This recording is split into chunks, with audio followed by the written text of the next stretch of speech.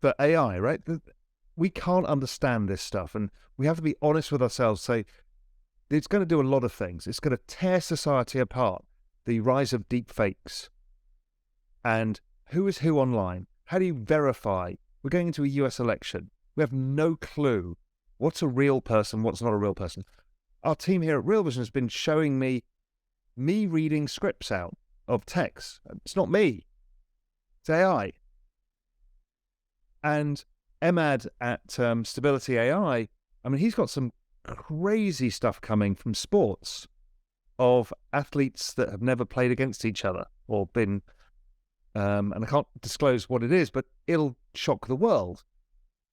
And so we don't know what's real and what's fake. And it's at scale that we can't comprehend. If we think that the elections in 2016 were complicated with Facebook and all of this stuff, this is going to get terrifying. So we've got that stuff.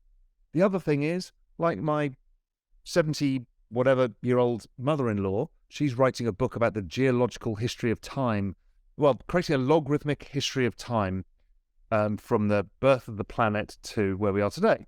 And so each chapter is like, the first one is like 1 billion years, the next chapter is like 100 million years, whatever.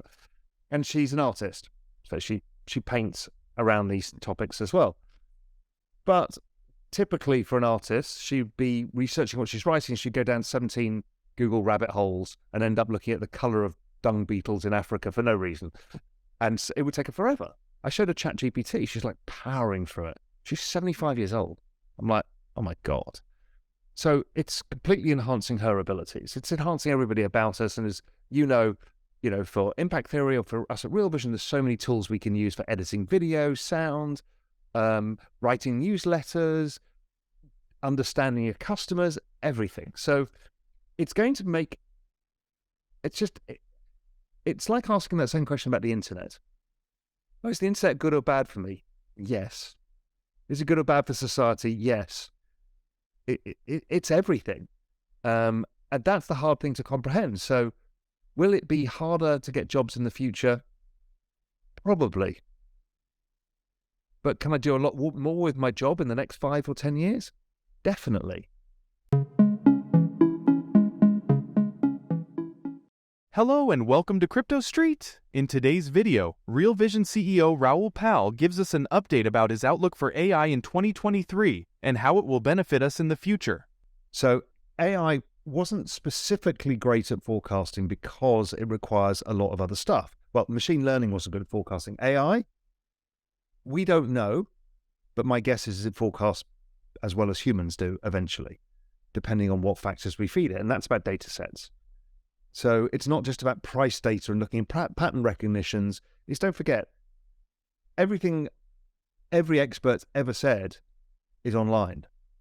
And how you can use those data sets and leverage them with other data sets, that hasn't been done. They've been using social media. They've been using bank research. So firms like Two Sigma suck in all of the investment bank research. They don't read it. They pay for it. They don't read it.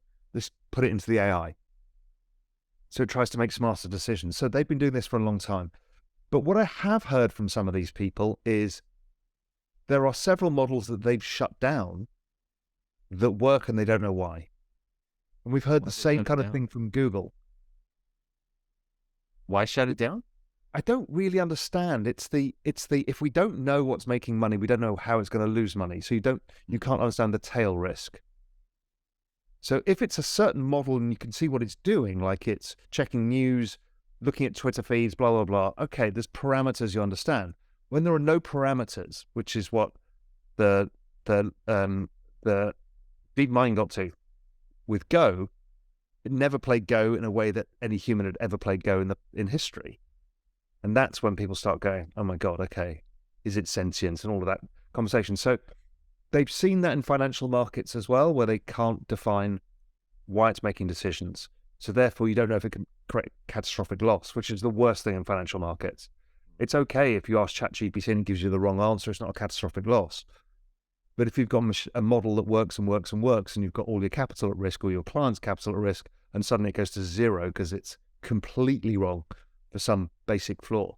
So yes, people are using it. It makes it harder for us as individuals to make money, which is why The shorter term time horizons are now arbitraged out by machines.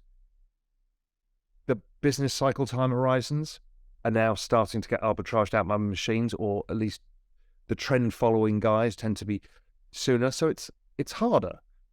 But what they're not so good at doing is, I guess, the educated guess, the educated guess of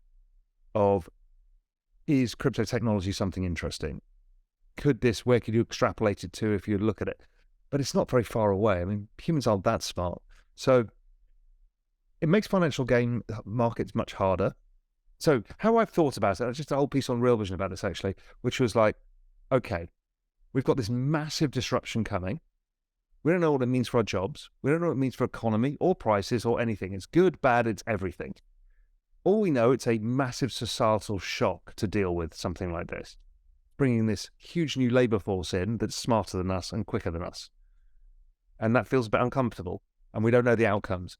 So the only way to deal with this stuff, and it's the same with crypto, was invest in it. Because it is going to replace your job. You might as well make some money from the back of it. There's no point standing there being angry and shaking your fist at the sky saying, keep away, you damn machines. It's unstoppable. 0 to 100 million? Well, that's twice the population of the United Kingdom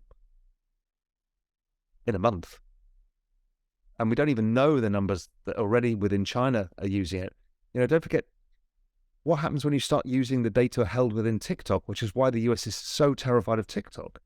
It has facial imagery of so many people and so many bits of granular information. Why do you think Elon Musk bought Twitter? It's not because he's a lunatic who wants the pain.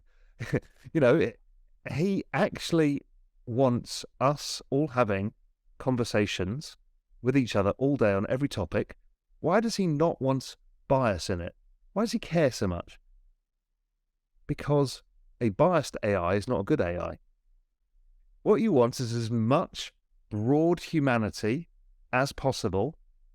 This is why he wants long-form text and video text. If he can get humanity discussing everything and he owns the data, then his Optimus robot suddenly gets quite scary and smart. This is the bigger meta game that everybody's playing. It's not the small games of, can I serve you an ad any longer? It's how do I mean, a lot of people don't realize that Google Capture, that annoying thing that you have to figure out how many traffic lights there are, and you always get the number wrong, and they're always really blurry. 90% of people don't even ask why. You're training Google's self-driving AI. And that they've got billions of human responses under bad lighting, good lighting, everything else. What's a dog? What's a man? What's a bridge? They're just training AI. We, as humans, are just training AI in the same way. I don't think we understand, and we'll come on to this bit later, what we're doing. We're training somebody who's going to take us over. So what are your thoughts about AI? Tell us in the comments. Also, don't forget to like and subscribe. See you soon with the next video. Thank you so much for watching.